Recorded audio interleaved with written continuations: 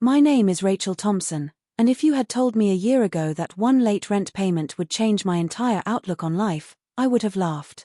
At 28 years old, I was working as a junior marketing associate at a small firm in Cincinnati.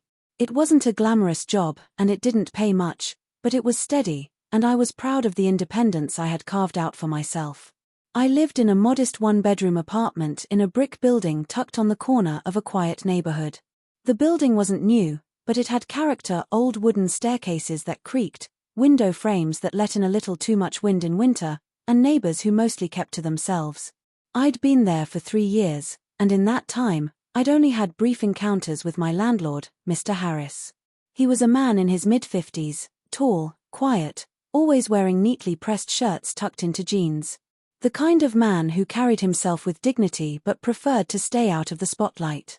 I knew from gossip among tenants that he was a widower, that his wife had passed away some years back, and that he lived just a few blocks away. Life had been manageable for me until last spring, when a series of unexpected expenses hit all at once. My car broke down, and the repairs drained my savings. On top of that, I caught the flu and missed a week of work without pay. Then came the medical bill for a checkup I hadn't budgeted for.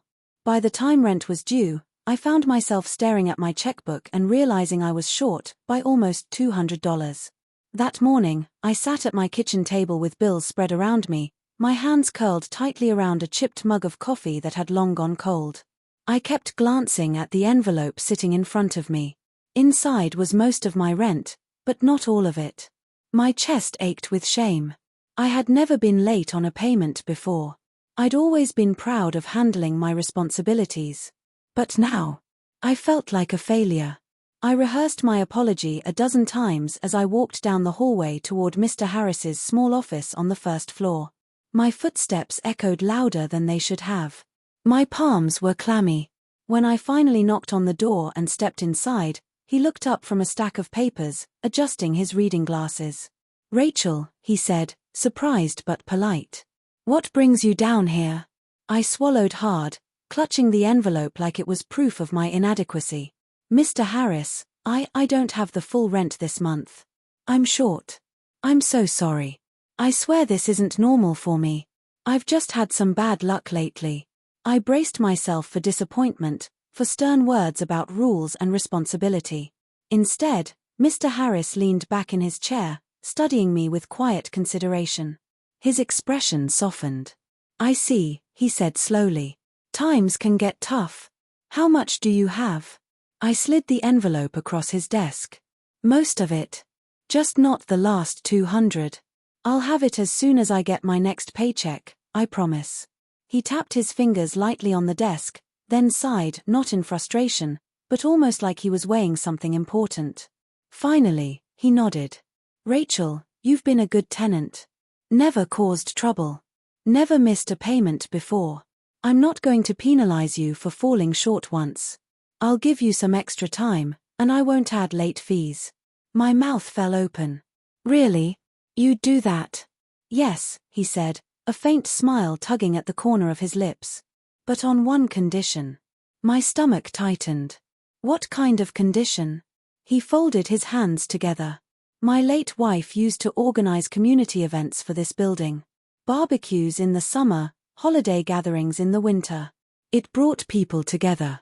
Since she passed, I haven't been able to keep it up, and truthfully, I don't have the time or the knack for it. But I think you might.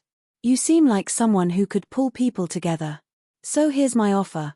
I'll give you an extension on your rent if you'll take charge of organizing our summer barbecue for the tenants." I blinked at him. That was the last thing I expected. "You want me to plan a barbecue?" He chuckled lightly. "Yes. Nothing too fancy. Just food, music, and a chance for the neighbors to know each other better."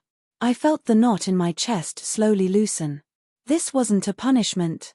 It was an opportunity. "Okay," I said, almost relieved. "I can do that." And just like that, my late rent turned into a new responsibility. Over the next few weeks, I found myself spending more time with Mr. Harris than I ever thought I would. He gave me access to a storage room in the basement where his wife had kept decorations, folding chairs, and boxes of supplies neatly labeled. Together, we sorted through everything: old banners, strings of fairy lights, paper lanterns, and stacks of plastic cutlery. Planning the barbecue became my mission. I made flyers to slip under doors, asking neighbors to contribute dishes or volunteer. I met people in the building I'd never spoken to before: Mrs. Reynolds from 3B, who loved to bake pies, Marcus, a college student studying engineering, who offered to DJ, and the Patel family on the first floor, who promised to bring homemade samosas. Mr. Harris would stop by to check on my progress. Sometimes he'd offer advice, other times, he'd simply listen as I rambled about ideas. I began to see sides of him I hadn't noticed before: a quiet humor, a patience that reminded me of someone who had weathered storms in life and learned to remain steady. The day of the barbecue arrived warm and sunny, with a breeze that carried the smell of freshly cut grass. We strung up decorations in the courtyard. Tables were set with bright cloths. The grill sizzled with burgers and hot dogs. Children ran around with balloons, and neighbors who once passed each other in silence were now laughing and talking like old friends. I worked tirelessly that afternoon, making sure everyone had what they needed, checking on the food, guiding people to games and music. At one point, I stopped to catch my breath, and I noticed Mr. Harris standing at the edge of the courtyard, watching quietly. His expression wasn't stern or distant, it was proud. When the event wound down and the last of the guests left, I stayed behind to help clean up. Mr. Harris gathered folding chairs while I collected stray cups. As we worked, he said softly, "Rachel, you've done more than organize a barbecue. You brought this building back to life." My wife would have been proud. The sincerity in his voice caught me off guard. My eyes stung. "Thank you," I whispered. "And thank you for trusting me with this." That summer marked the beginning of a new chapter in my life. I wasn't just a tenant anymore. I became part of a community. Mr. Harris began asking me for help with small projects, drafting notices, arranging meetings, even coming up with ideas to improve the building.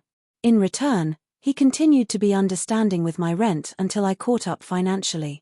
Over time, I realized that what started as an arrangement out of necessity became something deeper: mutual respect, kindness, and a reminder that sometimes, the most unexpected offers lead to the greatest growth.